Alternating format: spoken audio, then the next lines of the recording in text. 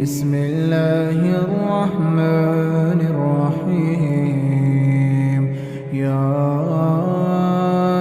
أيها النبي إذا طلقتم النساء فطلقوهن لعدتهن وأحصوا العدة واتقوا الله ربكم لا تخرجوهن من بيوتهن ولا يخرجن إلا أن يأتين بفاحشة مبينة وتلك حدود الله ومن يتعد حدود الله فقد ظلم نفسه لا تدري لعل الله يحدث بعد ذلك أمرا فإذا بلغن أجلهن فأمسكوهن بمعروف أو فارقوهن بمعروف وأشهدوا ذوي عدل منكم وأقيموا الشهادة لله ذلكم يوعظ به من كان يؤمن بالله واليوم الآخر ومن يتق الله يجعل له مخرجا ويرزقه من حيث لا يحتسب ومن يتوكل على الله فهو حسبه إن الله بالغ أمره قد جعل الله لكل شيء قدرا واللائي يئسن من المحيض من نسائكم إن ارتبتم فعدتهن 3 أشهر واللائي لم يحضن وأولاة الأحمال أجلهن أن يضعن حملهن ومن يتق الله يجعل له من أمره يسرا ذلك أمر الله أنزله إليكم ومن يتق الله يكفر عنه سيئاته ويعظم له أجرا أسكنوهن من حيث سكنتم من وجدكم ولا تضاروهن لتضيقوا عليهن وإن كن أولات حمل فأنفقوا عليهن حتى يضعن حملهن فإن أرضعن لكم فآتوهن أجورهن وأتمروا بينكم بمعروف وإن تعاسرتم فسترضع له أخرى لينفق ذو سعة من سعته ومن قدر عليه رزقه فلينفق مما آتاه الله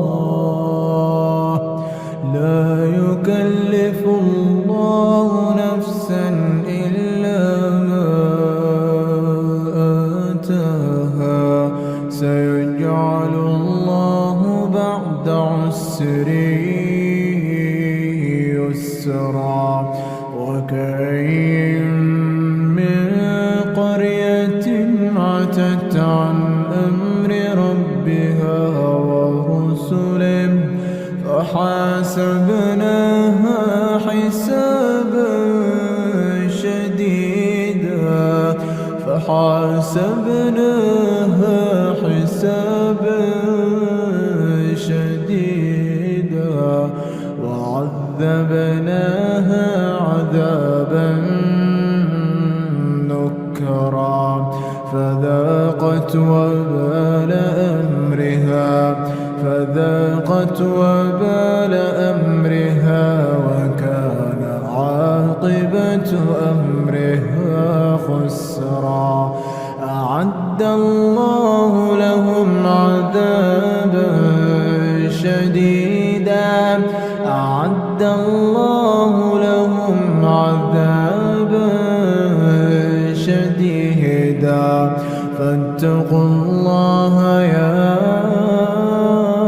أولي الألباب الذين آمنوا قد أنزل الله إليكم ذكرا رسولا يتلو عليكم آيات الله مبينات رسولا يتلو عليكم آيات الله مبينات ليخرج الذين آمنوا وعملوا الصالحات من الظلمات إلى النور ومن يؤمن بالله ويعمل صالحا يدخله جنات تجري من تحتها الأنهار خالدين فيها أبدا قد أحسن الله له رزقا الله الذي خلق 7 سماوات ومن الأرض مثلهن يتنزل الأمر بينهن لتعلموا أن الله على كل شيء قدير وأن الله قد أحاط بكل شيء علما. As the gender war rages on, in order to keep the peace, we must discuss the exact facts. Welcome to Exactly. I'm your host, Saudi Man. Remove your shoes and enter upon your right foot upon the right state of mind. Bi-idhnillah. Topic: engagements, prenups, and 50-50 relationships. Engagements, prenups, and 50-50 relationships.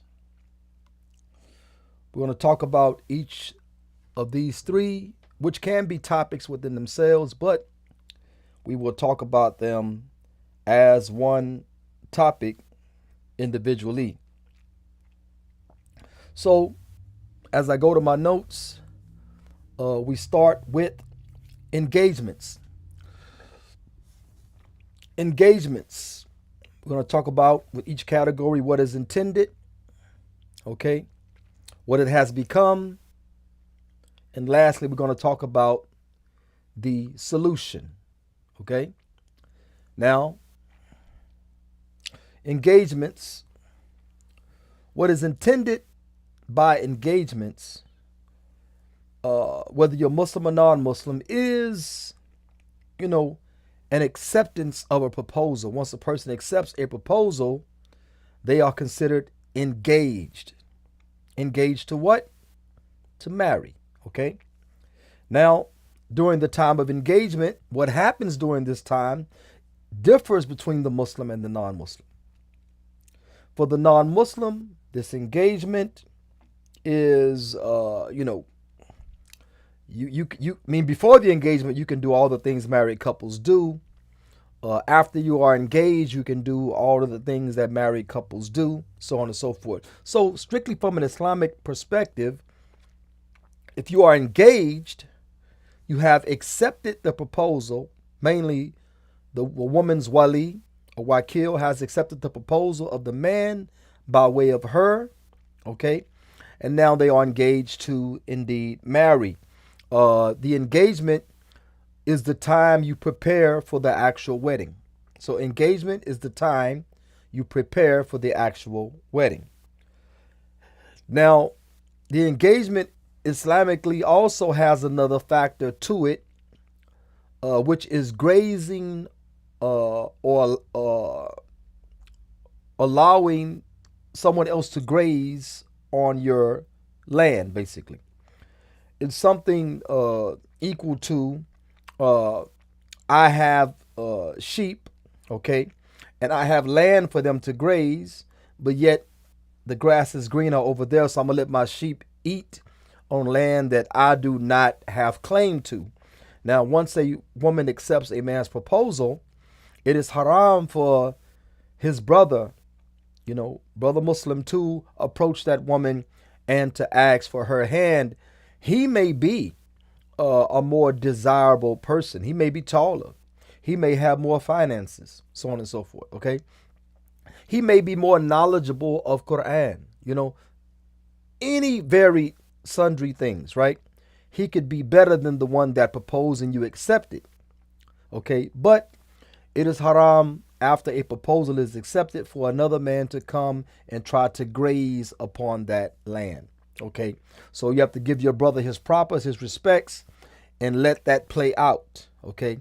If they get married, last forever, alhamdulillah. If they last for a short while, alhamdulillah ala kulli hal.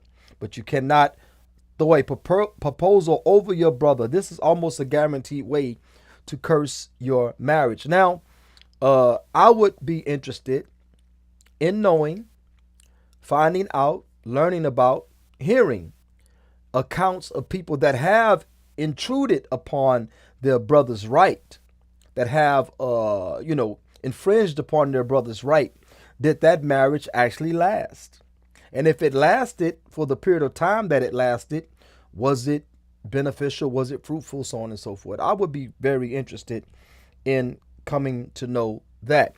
So again, first, the acceptance of proposal is considered engagement, okay? Then you are preparing for the marriage, the actual marriage, the wedding, okay? Then the third thing or reason or what is intended is that it will thwart off other suitors, prospective suitors. You would thwart them off. And as a Muslim, we can't do that once a marriage proposal is accepted. And the wali would know. See, the wali would be the one that says, oh, no, someone else proposed and she already. And if you approach her, she'll say, oh, no, I'm already promised to someone. But again, just because, the grass looks greener, that brother may not be better for you than the brother that makes less, that's not as tall, maybe not as fit, so on and so forth. May not be better for you because his right is that you accept it from him, which means he qualified. It means he qualified. And then after that, what did you do? You saw some greener grass and you tried to accept that. This is haram, so don't even entertain that. So nevertheless, but what has engagement became? Or what has it become? So we say engagement, what is intended by it, okay? And I kind of go between Muslim and non-Muslim because where there are similarities, I'll say it, and where there's differences, I'll mention it. But then what was intended, what it has become, and then we'll talk about the solution, okay? And solution is my advice from my extensive experience, okay? What it has become, a relationship itself. This runs the gamut, okay? Muslims and non-Muslims. This engagement thing has become a relationship itself. For the non-Muslim, we understand. You get engaged, you already doing married stuff, okay? You get engaged, you continue married stuff. Matter of fact, with them, uh, they tend to get engaged longer than their marriage lasts. Some of them been engaged for 10 years, subhanAllah. 10 years. The marriage, as soon as they get married, the marriage don't last 2 years. Okay? So they could have been married 12 years or 11 plus years, but now they chose to sleep around, and then the marriage doesn't last that long once the commitment is rubber stamped. But long as you're doing just sleeping around, calling it an engagement, it is nothing official. It is nothing really official like a marriage, okay? But nevertheless, engagement has indeed become a relationship. We find similarities with Muslims too. Engagement becomes the relationship. I know sisters say they were engaged to Muslim brothers for 2, 3 years. I don't know what that's about. That cannot be by way of your wali. I know one instance personally where they would get engaged, he would pull out. Get engaged, pull out. Matter of fact, they would get engaged for the summer, and when school started back, he would go off. So he would break it off. So those types of games are played between Muslims and non-Muslims. Muslims should really avoid these games. We should be more serious about engagement. Engagement is also what it has become. Again, it became a whole relationship by itself, in and of itself. Then engagement has also became a way to pre-usurp resources. I say pre-usurp resources, meaning that we're engaged. We're engaged, so take me out to eat. Hey, can you order me a pizza? Hey, can you order me Grubhub or Uber Eats? We're engaged, aren't we? Can you help with my cell phone bill? Things like that,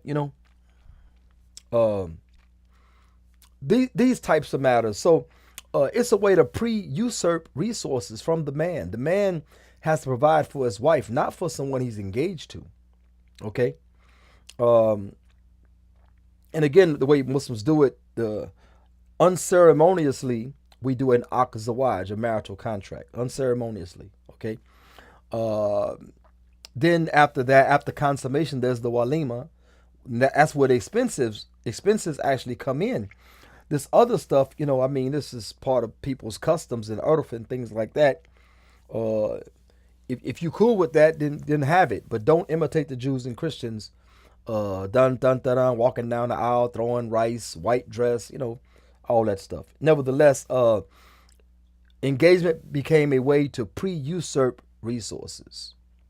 Pre-usurp resources.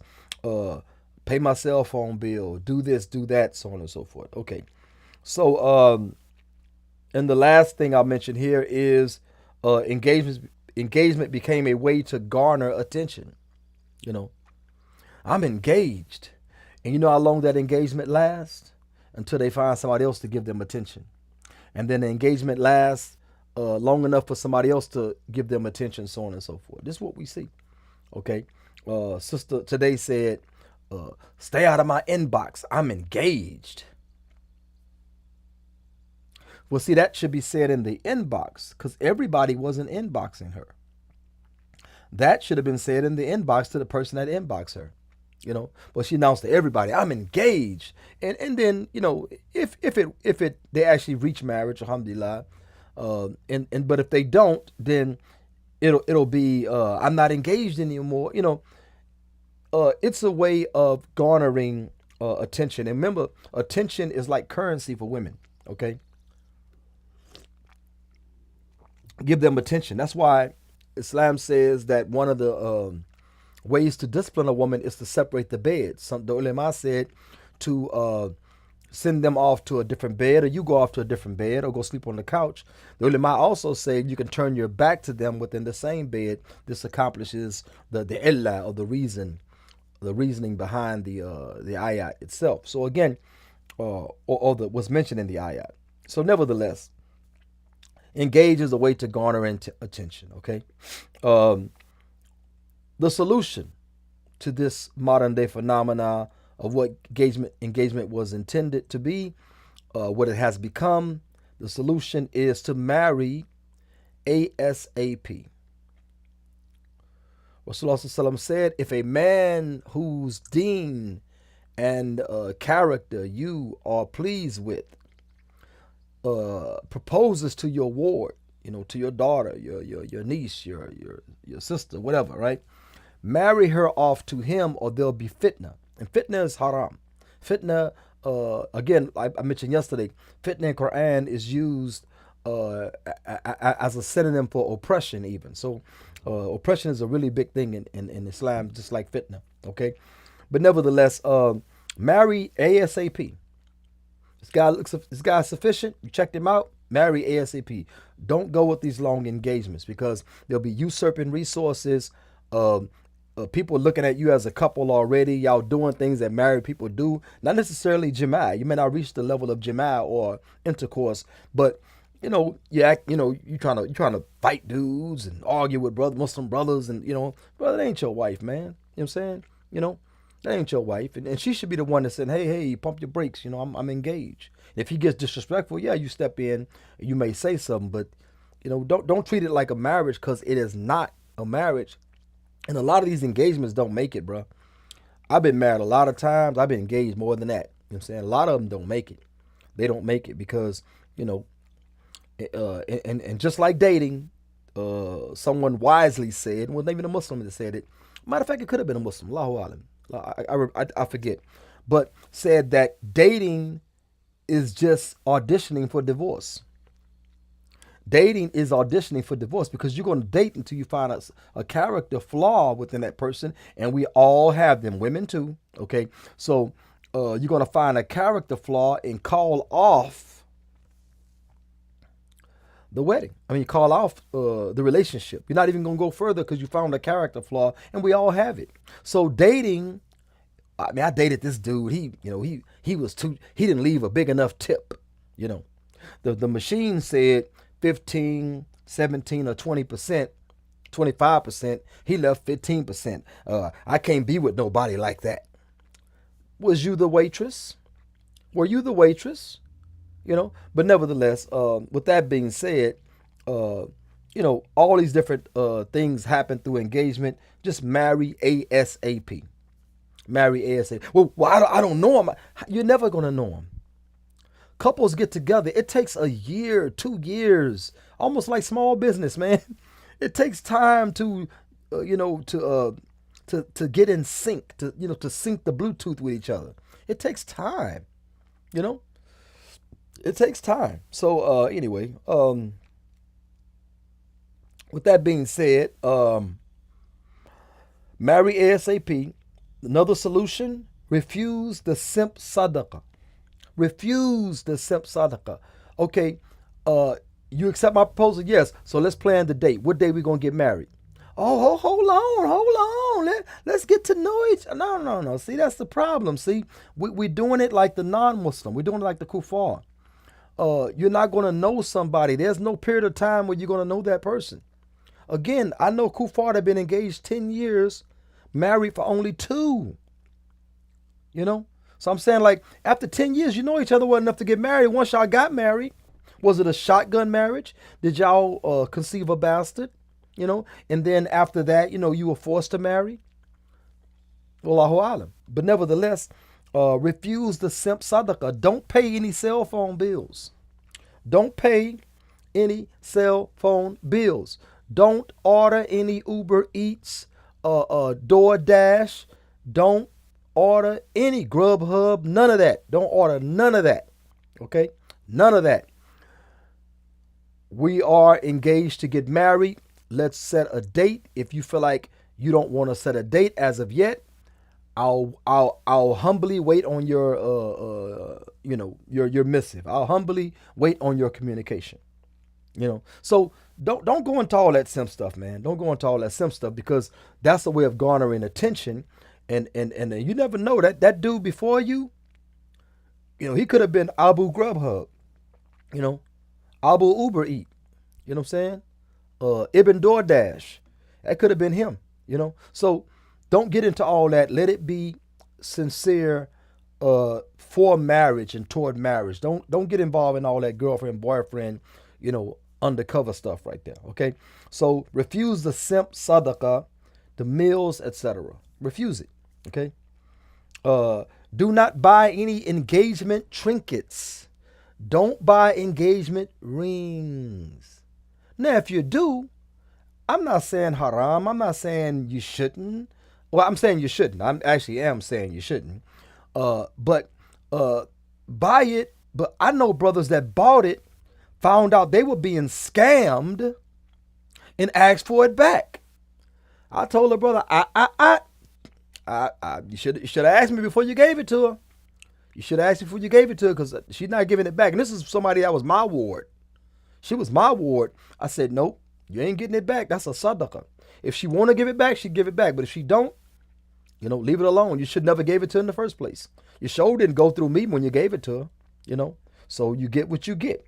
And that's something that, we see sometimes. So if you're going to give her necklaces with the half heart, the half broken heart, and you got the other half, you give her a charm bracelet, with the little half a heart dangling on it, or you give her an engagement ring, bruh, don't do that. That's a simp move. Don't buy none of those trinkets. I'm in it. Look, I propose to you because you physically appealing to me. Your deen is sufficient for me. Okay? I want to marry you. I don't want to be your boyfriend. I don't want to give you all the benefits of marriage, or even some of the benefits of marriage.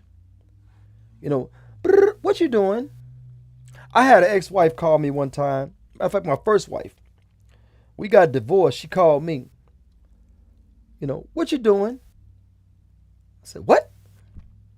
What you doing? I said, man, what you ask me what I'm doing for? I don't understand this conversation. Y'all probably say, oh man, you mean? No, bruh. Either we married or we is not married. We either is married or is not married. That's us, okay? So I'm not gonna do the boyfriend thing, You couldn't behave while we were together. So, now we're not together. You don't call me, hey, what's up, big head? I'm not doing what's up, big head. I'm not doing it, okay?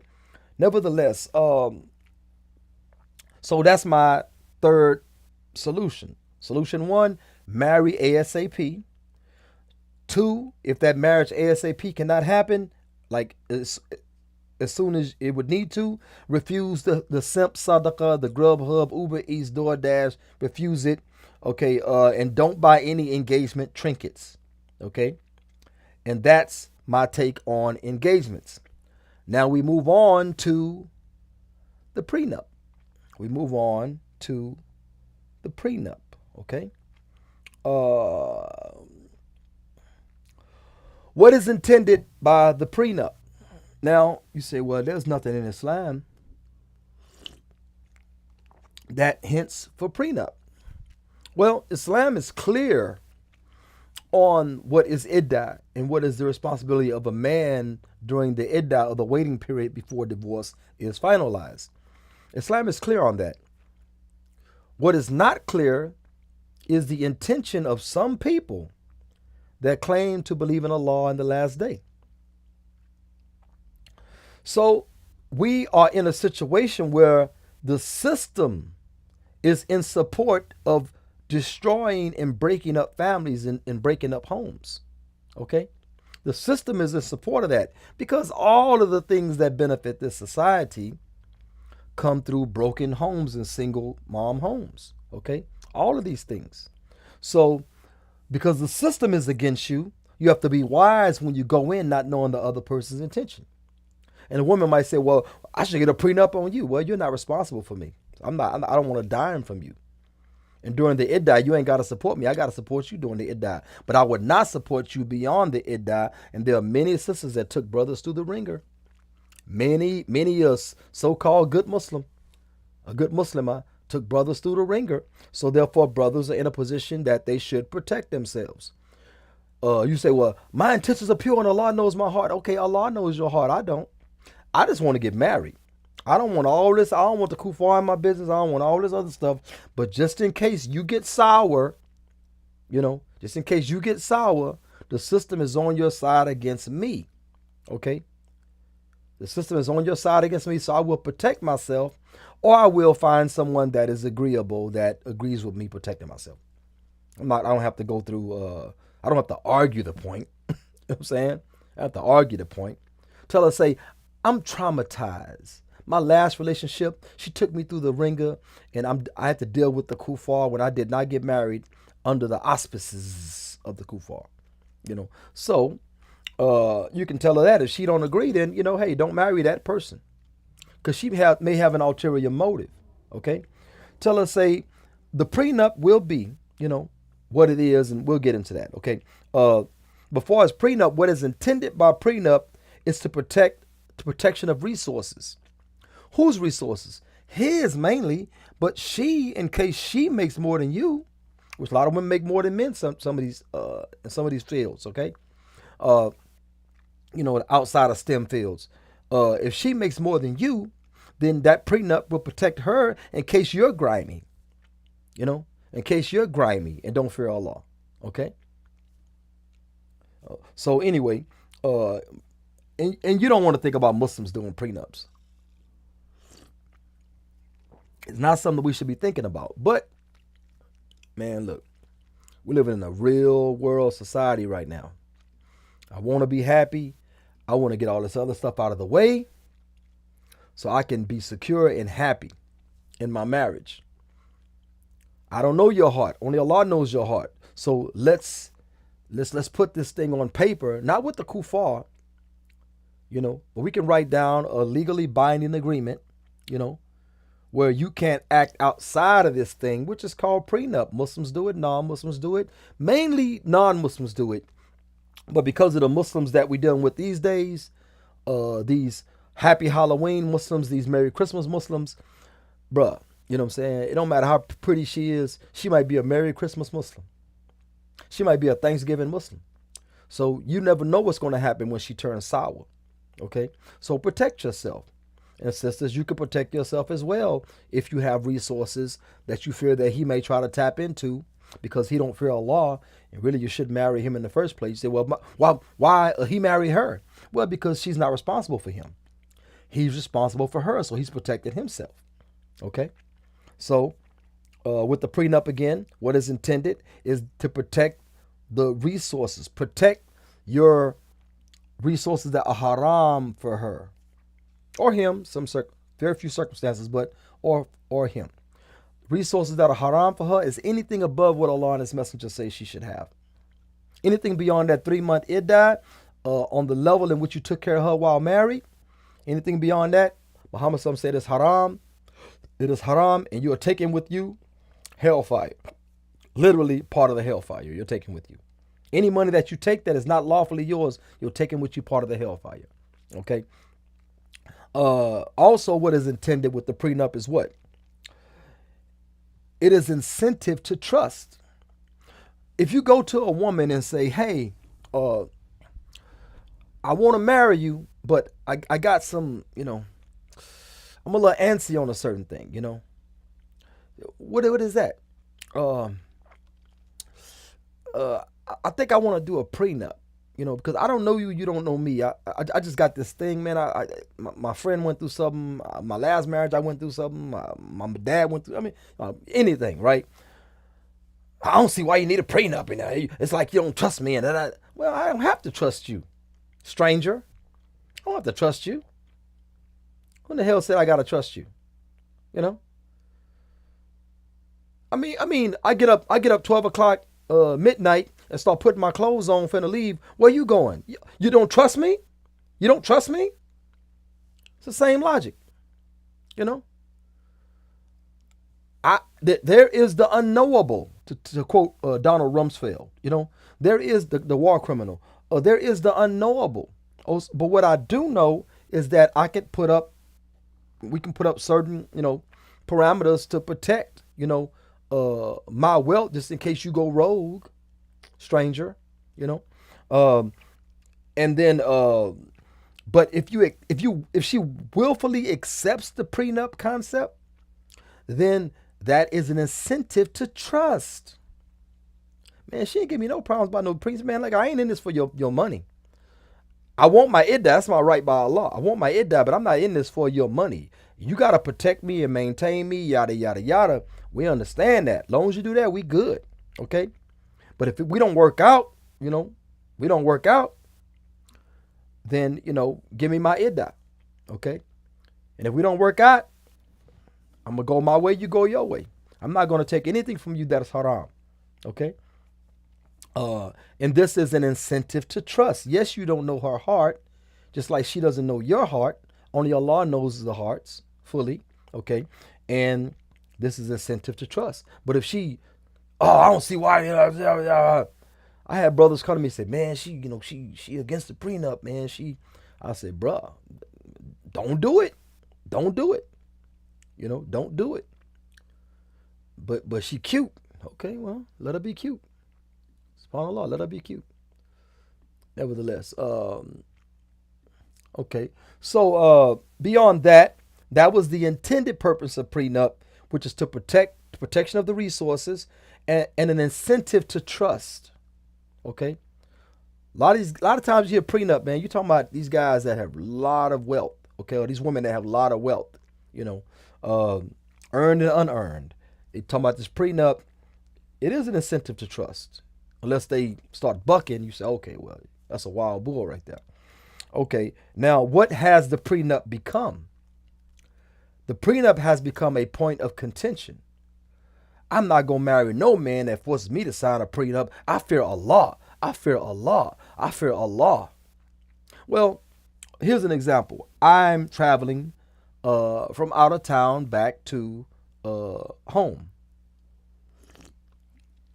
From out of town back to home. I stopped by a masjid in a small town that I've been to the town and never been to that masjid. They don't know me. Okay. I go to the masjid. Door's locked. There's a sign on the door saying, call this number if you're trying to get access. So I called the number. The guy said, hey, where you from, brother? Mashallah. This, da, da, da, da, da. Okay. Well, the code for the door is the year, the Hijri year. So I had to figure out the Hijri year. Then I punched the code, go inside, made salat, me and my sons, right? Okay. That's what we did. So anyway, they don't know me. You know what I'm saying? They don't know me at all. So not knowing my heart, not knowing me as an individual, like I said, the point of contention with the prenup is that I'm not going to marry nobody that don't trust me. Well, this is a masjid, the house of Allah Ta'ala. They didn't just automatically trust me. I had to have a whole conversation with the brother. Not a long conversation, but hey, I can't be like, yeah, man, Bismi Hamdi, Allahu Akbar, Basmala, all this stuff. Subhanallah. Like, nah, bro, you ain't going up in there. I ain't around to do security. So you can't go up in there, bro. So anyway, nevertheless, so after the conversation, brother said, okay, cool, I'll let you in. Okay. And what was strange, when I got inside the masjid, a brother was already in there on a laptop, whatever. So, but nevertheless, with that being said, prenup has become a point of contention when really, with two people with pure hearts, it really shouldn't be a point of contention. You don't know each other, so it shouldn't be, I'm not saying what type of prenup, because prenup is not that she doesn't get anything or he doesn't get anything. That's not prenup. I'm talking about just from the legal perspective. Prenup means that there's a limit to what he or she could get. A respectable limit. It's not, you can't just wipe somebody out. Prenup, it says certain, and they got things called ironclad prenups, and they got the ones that a lawyer eat up. You know what I'm saying? So got to get you an ironclad one. But we're talking about just Muslims here. There's a way, and I'll give you the one of the ways Muslims can do it. Besides the astronaut thing, and we talk about that. But nevertheless, prenup has become a point of contention, meaning that I'm not gonna marry you if you're gonna keep demanding prenup. If you ain't gonna sign it, I ain't gonna marry you. Just leave it alone. Move on to the next person. Okay. It also, the prenup has become a predetermined buyout. So she could say, so this prenup gives me no more than 100,000. I sure want a Tesla. He won't buy me no Tesla. So because he don't buy me no Tesla, I'm gonna go ahead and get divorced so I get me a Tesla. You know, then she'll pull up, skirt. Hey, big head. No, you got your Tesla. Move around, move around. I'm saying. So anyway, don't ask me for no electricity money. But anyway, with that being said, again, it's a predetermined buyout, so they can weigh what they feel about you versus, how much they may get from the prenup, from the divorce. Okay. Also, prenup, again, subcategory, has become an exit strategy. Okay. This is my exit strategy. Again, $100,000 buyout. I got to weigh that with the raising of my children, if there are children, if there are stepchildren. That's you know depression, because they have to part with you're the father figure, more than likely, so on and so forth, or the authority figure. Anyway, nevertheless, it's an exit strategy. Okay. And the believer, we want them to exit Islamically, male and female. We don't want them to exit, like Dak Prescott or somebody, like a non-Muslim. Anyway, so the solution: if you marry a Muslim woman, okay, I hate to say this part, but it happens. If a Muslim man is gonna move in with her, okay, if you're gonna move in with her, sign a lease agreement. That is one of the best ironclad prenups that you can have.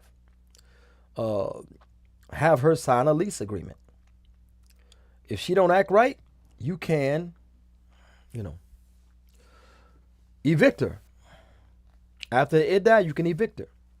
And that eviction process may take three to 6 months. Now, she can't live in that house past 3 months if she's a good Muslim. If she has any fear of Allah, she can't live in that house past 3 months. She got to move around. That's not her house. Put her under a lease agreement. That includes 2, 3, 4 wives. Put them on lease agreements. Okay? If that's your property, put them on the lease agreements. A sublet, or sublet, because what happens is that, you have to be able to protect yourself, sir. You have to be able to protect yourself. Okay? You have to be able to protect yourself. And put them on the lease agreements. When the iddah is over, they move around, and as soon as you pronounce divorce, give them an eviction notice. So they can go to court, or they can gracefully leave after 90 days or whatever the iddah is for that particular individual. So I have a question here. Blessed says, is it true in Islam a wife doesn't have to take care of the household? Oh man, that's one of the biggest lies. After saying Allah Ta'ala has a son, one of the biggest lies that they told on the Rasul Muhammad Sallallahu, because he took care of his household. Okay, they think he swept, washed dishes, there's reports of him sewing his clothes, mending his own shoes. He did not take care of the whole household. He didn't even allow his daughter Fatima radiallahu anha to have a servant, a female servant. Didn't even allow her a female servant when she had calluses on her hand for grinding, grinding the stone, the what do you call that? The wheat or whatever. She had calluses on her hand. Muhammad SAW did not give her even a servant, a female servant. He told her to count on her fingers. Subhanallah, alhamdulillah, Allahu Akbar. He didn't even give her that. So, and Rasulullah, what's funny is that after receiving the wahi, the revelation, he didn't work anymore 9 to 5. He didn't work a normal job. But y'all want us to believe he had all of those households. Remember, he had 9 wives at one time. Okay, 13 his life, they say, 9 at one time. So he went to every household cooking and cleaning. See, Muslims say stuff, but they don't think about the gravity of that nonsense. The reports show you that his wives were cooking food. His wives were cooking food and preparing for him honey and drink and all this different type of stuff. This is what we know. They were not sitting around watching Housewives of Medina, on television doing nothing. No, radiallahu anhum, they were, the best of women, and they took care of their home. Maintaining your husband's property is part of a woman's duty. And for any sheikh that says, man, she don't have to take care of the household, let me say this. She has to obey her husband. Wa alaikum salam wa rahmatullahi wa barakatuh, brother Abdul Wali. And she has to obey her husband in everything halal. The only time she can disobey her husband is something that is clearly haram. That's the only time she can do it. So let's say there was no text that she has to cook and clean. Did you tell her to cook and clean? We have that text. And that is the problem that we have today. So, and we're on subjects like prenup. Muslims on subjects like prenup because we don't have the system of Islam protecting us. The system of Islam that tries to keep families together and fuse families together forever. That system, we don't have this. This system is incentivizing breaking up and divorcing. That's what we're dealing with. So anyway, with that, the solution for the prenup, if not a prenup altogether, put them under lease agreement. Under lease agreement. Put them under lease agreement. That is the solution that I suggest. Put them on the lease agreement. Or keep them as astronauts. You stay over there, I'm going to stay here. I'm not moving in with you. You're not going to move in with me until it makes sense. But we're going to be married. We're going to do all the stuff married people do. I'm going to give you an allowance, so on and so forth, off the record allowance, And I ain't sending no text messages. Can you drop off my allowance? Man, that's a legal document. Don't text no crap like that. Call on the phone. Call on the phone. And if they recording you, they got to tell you legally they recording you. Hey, I'm going to be over there, give you a little something. I'm going to give you a little something. Man, you got to watch what you text. I'm telling you, bro. It's almost like war, bro. It's almost like war these days. It's almost like war. SubhanAllah. But Brother Abdul Wali said she got a lot of blessings for doing things for her husband. Yeah, it's a lot of blessings in it. They weren't about, do I gotta do it? Of course you gotta do it. It's your responsibility. The husband goes out, hunts. He comes back with meat. Okay? What are you doing all day? What are you doing all day? Do you got a hunt from home job or something? I mean, it's madness, bro. It's madness. Madness upon madness. So that's my solution. Either astronaut marriage where you live here, they live there, or a lease agreement. Have a lease agreement with them. In case they got to get out. In case they got to get out. Because some of them have camped out, bro. Divorce lawyers will tell you one of the worst things a man can do is leave his home and go get a hotel or go get an apartment. That's one of the worst things you can do, bro. You fighting from outside the house, SubhanAllah, man. You might never see that house again. Your next door neighbor who comes over and cuts the grass for free, he gonna be living up in your house, and that's madness, brother.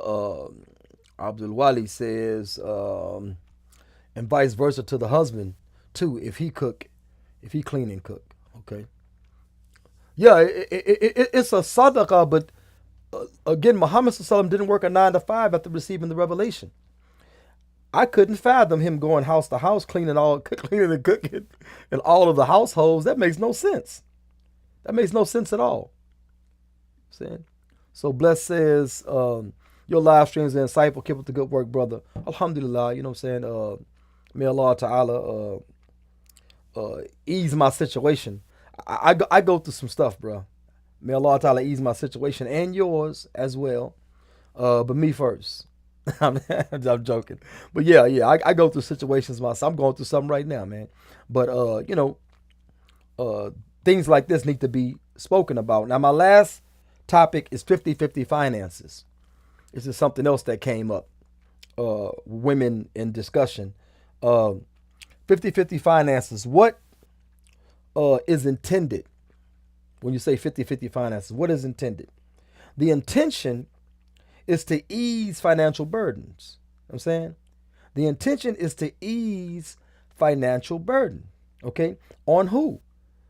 The one to whom the burden is on their back, the husband. That's the financial burden.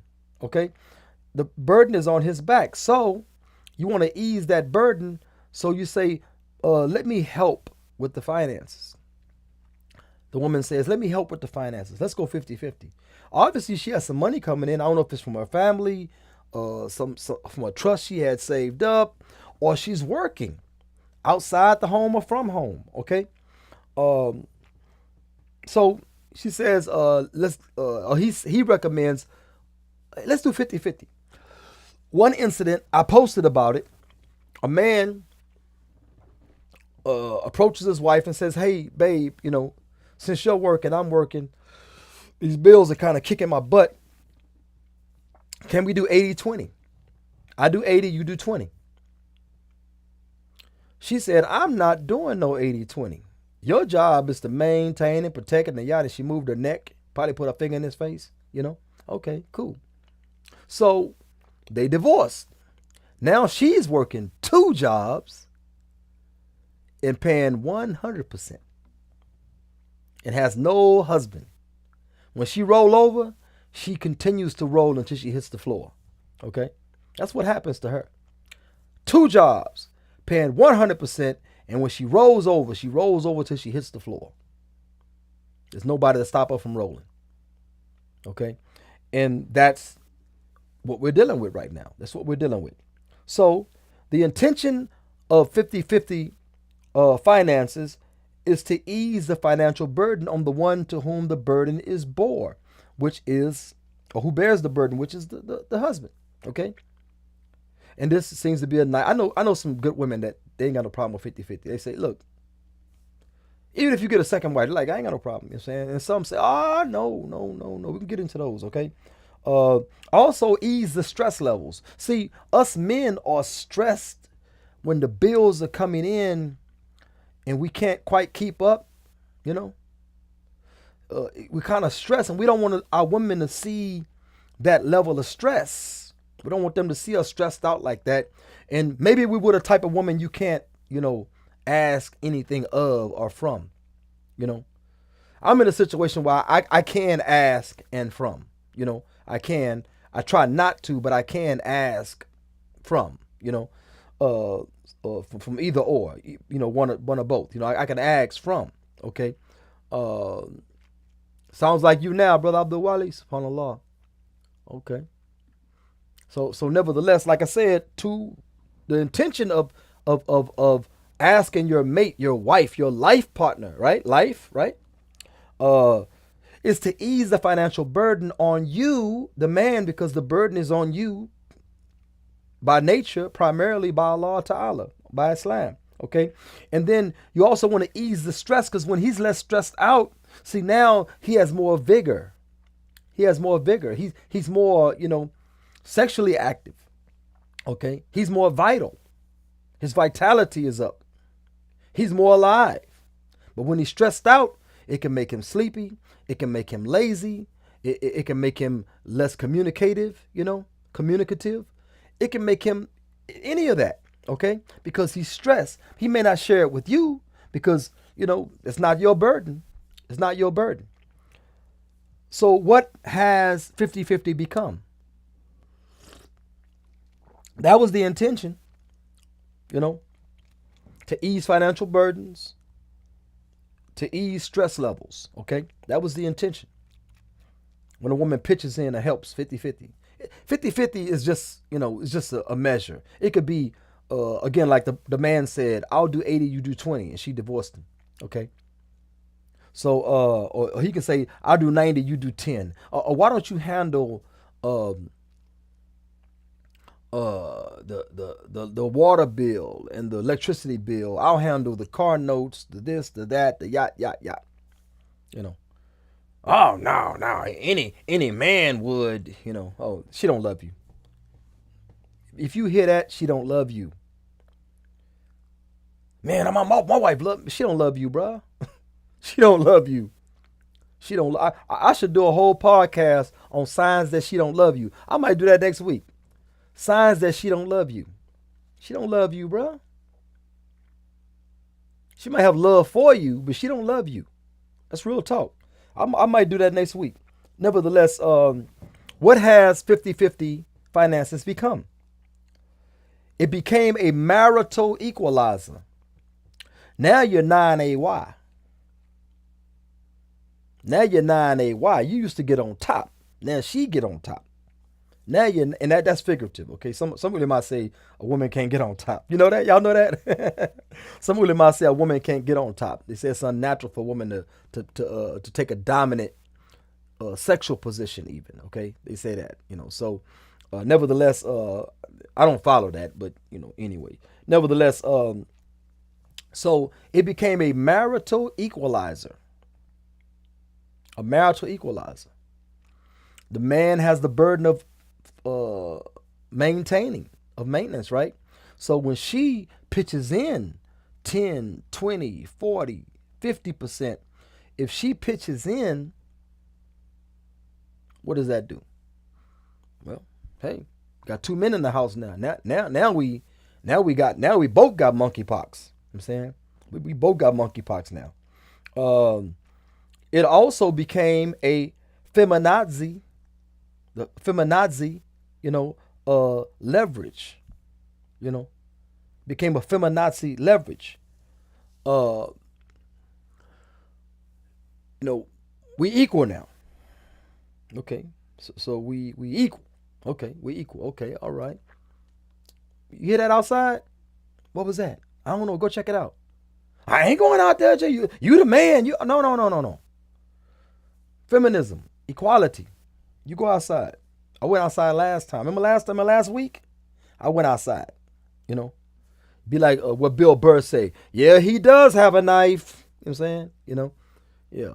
Anyway, so with that being said, the feminazis who believe that there is no difference between a man and a woman, and that there's no biological difference, there's no physical difference, this is what they say. I mean, it's total delusion, but they say this. Those people use it as leverage. I'm paying the bills. Finna go have a hot girl summer. You know what I'm saying? I finna go do this. I finna go do that. SubhanAllah. La ilaha illallah. Man. Yeah, bro. I got to do that video. She don't love you. and I'm going to do when he don't love you. I'm going to do when he don't love you. Okay. And I'm going to throw in some taqwa in that too. We'll talk about taqwa, what taqwa has to do with that. Yeah, I think I'm going to do that next week, inshallah. If I remember, because I'm old. Nevertheless, another thing it has become is an anti-submission serum. She's putting in on the bills 10, 20, 40, 50%. She's putting in on the bills. Now it's an anti-submission serum. It's putting on the earrings, putting on the eyeliner, all putting, looking like a professional clown, leaving the house. Where you going? What do you mean where I'm going? I'm going out. Out as in where? Where you going? Oh man, golly, I gotta pay bills and I gotta tell you where I'm going. SubhanAllah. Yeah, bro, it become an anti-submission serum. She don't feel like she should have to pay a dime. Oh, I got a solution. Okay? So 50-50 was to ease the burden. The intention was to ease the burden, okay, on the one that bears it, which is the man, okay? It eases the stress level of the man, which makes him more lovable, more friendly, more, relaxed, which raises his vitality and all that type of stuff, right? What it has become is what? Marital equalizer. Now we got two dudes in the house, okay?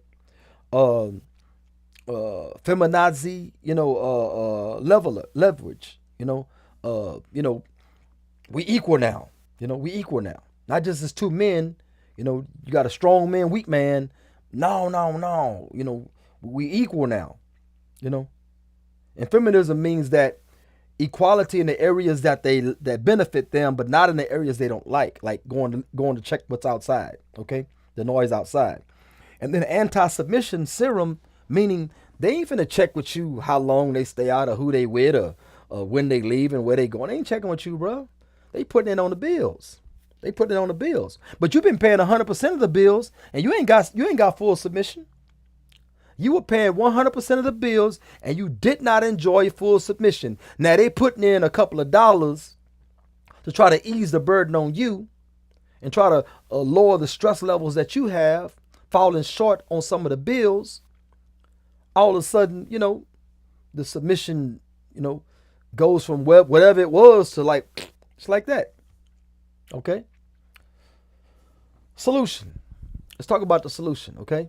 Solution: refuse her option to work. You ain't gotta let her work. Nah, you ain't gonna work. This house need to be, as they say back in the day, the old heads say, spick and span. I think there was some cleaner called spick and span back in the day. This house must be spick and span. This house must be clean. You know what I'm saying? I need the children to learn surah such and such before I get home, by the end of the week. You know what I'm saying? All this different stuff. You can't work. You're not as my wife, you're not working. And if you disagree with that, I'll sign an eviction notice right now. You know what I'm saying? So with that being said, refuse her right to work. That'll settle that. Since you're not contributing, the extra gas you're spending going to work, coming from work, the time away from the children, the time away from me, I need you home with a hot meal when I get home. But Islam say obey me. Since your sheikh gave you that false information, Islam say obey me, so I need a hot meal when I get home from work. I need this and that done. I don't want to see clothes piled up and built up. I don't want to see that anymore. Because you're no longer working. So take care of all of that, because that stresses me out too. I got to come home and act like a wife because you refuse to. Because you're out working, obeying your real husband, which is your boss. You know what I'm saying? One woman said, well, that's the bag. That's the bag. See, the bag is more important than the husband. The love of Allah Ta'ala, you know what I'm saying? The fear of Allah Ta'ala is of higher importance than your dedication and your obligation to your husband and your household. You're not going to disrespect your boss because of the bag, but you'll walk around the house acting like a hag. That's a bar, okay? Nevertheless, refuse her the work option. Okay, well, since I'm not benefiting from your work, only one benefits from it is your work husband and your boss and everybody else that gets to look up your backside all day. You know what I'm saying? Or enjoy your nice soft voice, that type of thing, They get to enjoy nice, pleasant conversation because you don't talk to them like you talk to me in this house, because you'll get fired over there. But you think you can disrespect me and this marriage is going to last forever, So refuse them the work option. Lastly, the last thing I'll mention is maintain her under your means only. Don't do the extra. Remember I talked about the bare minimum? Don't do the extra, man.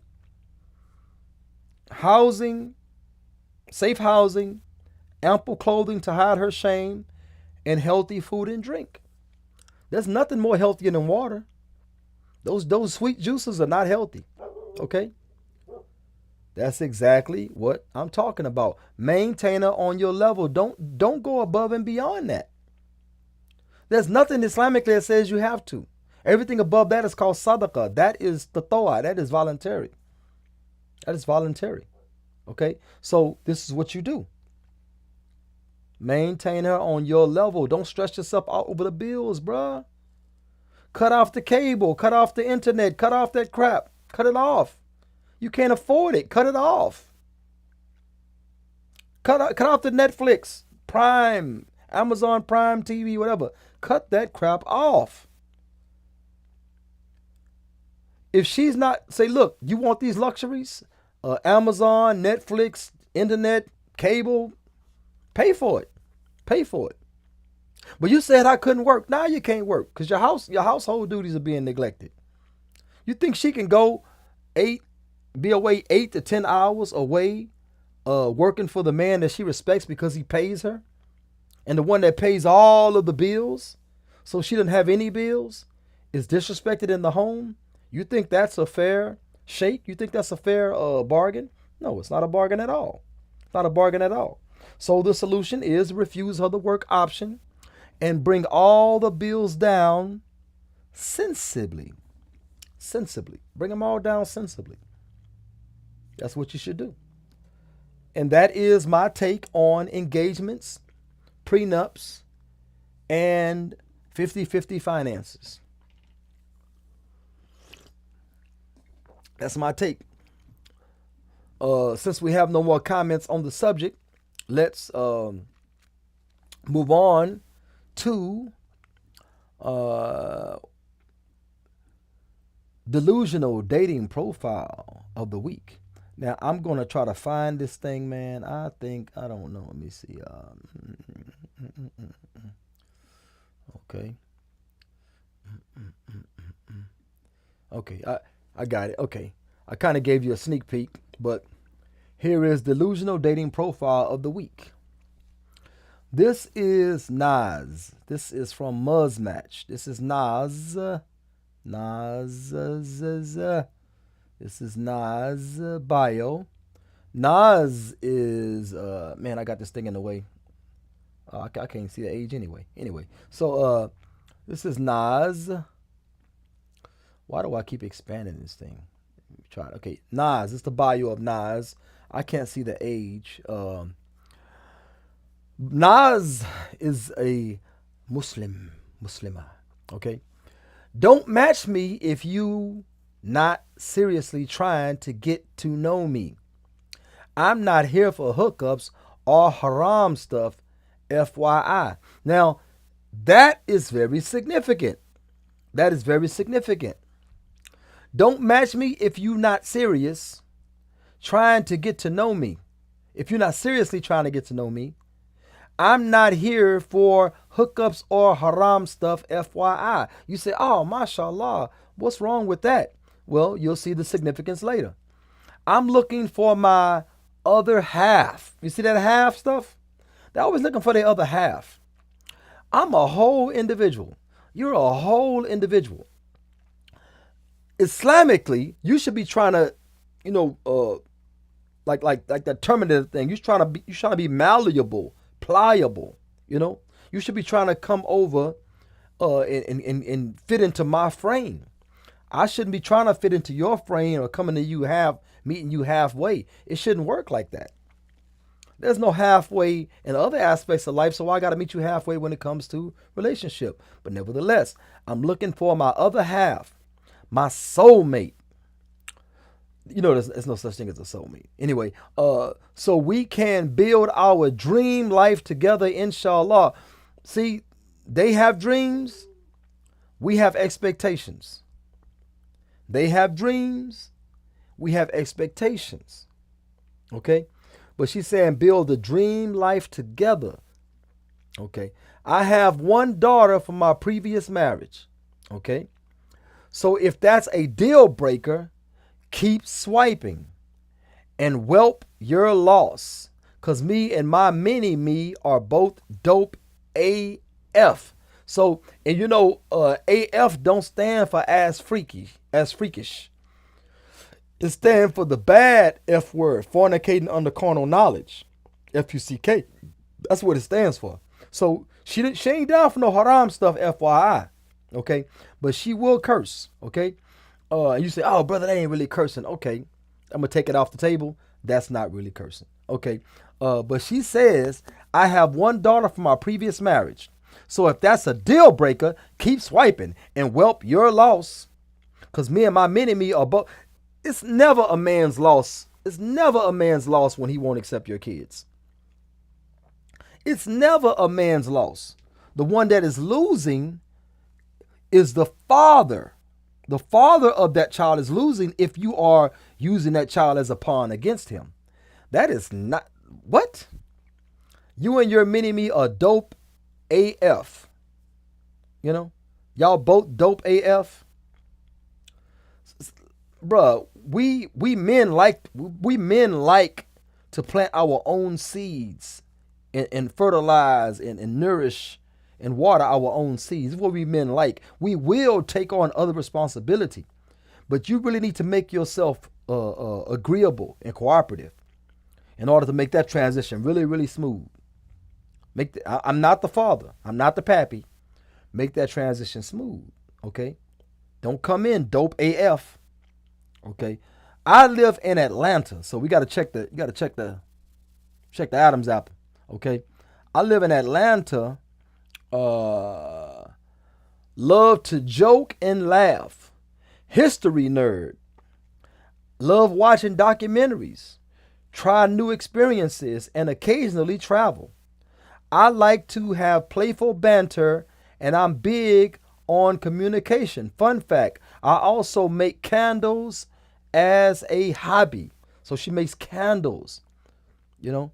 So anyway, this is her, okay? This is her. This is her, mashallah. She ain't no haram stuff. She don't do haram stuff. Her and her daughter are dope AF. You know, she ain't for no hookups, no haram stuff, all that type of stuff, you know. And why is this picture significant? Oh, mashallah, I think she's Somali or Eritrean or some in that. I mean, beautiful people, beautiful, mashallah people, beautiful people, okay? But this is why I am showing the picture. Because the same person that says now, fun fact, let's go back to the top. Fun fact, I'm big. So I kind of gave it away. Fun fact, I'm big on communication. No, okay, I like playful banter, and I'm big on communication. Fun fact, I also make candles as a hobby. I mentioned that part. The Messenger of Allah, sallallahu alaihi wasallam, said, any woman who dies while her husband is pleased with her will enter Jannah. And I'm trying to go to Jannah. So what's up? Dope AF. What's up? What's up? What's up? What's up? Okay. Trying to go to Jannah. No haram stuff. FYI. Me and my mini-me dope AF. Dislikes men who post pictures with filters. When she did it, she does it. But she don't like men that do it, which is fair. I gotta be fair. This is fair. Okay. Delete those filters with rosy cheeks and pink lips now, sir. And the reason I look at the bottom. This is the person that wants to go to Jannah. You say, brother, you know, hijab don't stop you from going to Jannah. Well, she says she ain't with no haram stuff. She ain't with no hookups. See, when you post pictures like this, there's more than one. The only picture, she only got one picture covered. When you post pictures like this is this muzz match. Okay, so when you post pictures like this, stop saying how much you fear Allah, how much you're trying to get to Jannah. You think your husband will be happy with you posting and cover like that, and he receiving part of the sin? You know, he wouldn't be happy with that. Okay, he wouldn't be happy. He should be working his way out. Hopefully, he got a lease agreement which he can evict you. Okay. So what's up? She quoted the hadith. What's up? What's up? What's up? I ain't trying to do no haram. Da da da da. Make some candles as a hobby. And she posting pictures. All her pictures are uncovered except for one. Only one picture. The one I showed you. That's the only one that's covered. Okay. And again, disingenuous. Now, what would a wali say? Let's say we talk to her wali. We say, yeah, I'm interested in marrying Lil Nas X. You know, tell me something about her. I mean, she a good Muslim? Oh, mashallah, she's a really good Muslim. She cover? Oh, she wears hijab. Is she dope AF? Yeah, she dope AF. What about her daughter? Dope AF too. Trying to get the Jannah? Oh, yeah, she trying to get the Jannah. Her favorite hadith is when the Prophet Muhammad SAW said, any woman who dies while her husband is pleased with her, she will enter Jannah. And she said she's trying to go to Jannah. Oh, wow, mashallah. So let me ask a question. Why only one of her pictures shows her in hijab, the rest of them don't? Oh, bro, you know, she ain't married right now. She ain't married right now. But you say she wear hijab, huh? The hijab is not for your husband. See, here's the problem. She's not going to cover for her husband. You know why? Because she don't have to cover around her husband. She has to cover around strangers in and outside the house. So because she doesn't have to cover for her husband, why would I trust that she's going to cover for me when she doesn't have to cover around me? That's all that I'm saying. This was your delusional dating profile of the week. See, you know, I can't. I'm when I always do this when I imitate smoking crack. I do this. I have no idea how to smoke crack. I don't know. I've never done it. You know, I think I saw it one time on a movie, or maybe in real life I saw it. I think I did see it in the hood one time. But I don't know why I do this. But I'm gonna keep doing this. You know, until somebody teaches me better. But nevertheless, yeah, man. Yeah. If I smoke crack, the bilad min dhalik, you know, I could say I'm trying to get the Jannah. You know, if I'm smoking crack in private, I can strive and work on that. But I'm smoking crack online, going live smoking crack, bro. That's a whole different deal. So shame is the last. Like I always say, if you're climbing a ladder, the steps of a ladder are called rungs. You know, the last rung on the ladder of Iman is shame.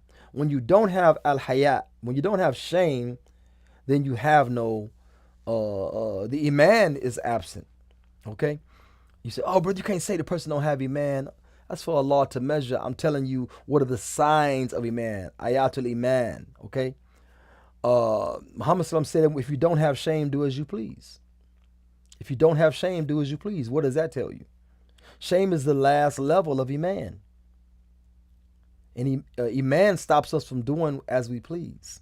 Okay? The aspect of Iman called taqwa makes us walk a certain way, makes us avoid certain things, you know, and we don't do as we please when we have shame. So especially when you sin publicly, you know, it's a clear indication that you don't have shame or the proper amount of shame. Okay? But nevertheless, this was my delusional dating profile of the week.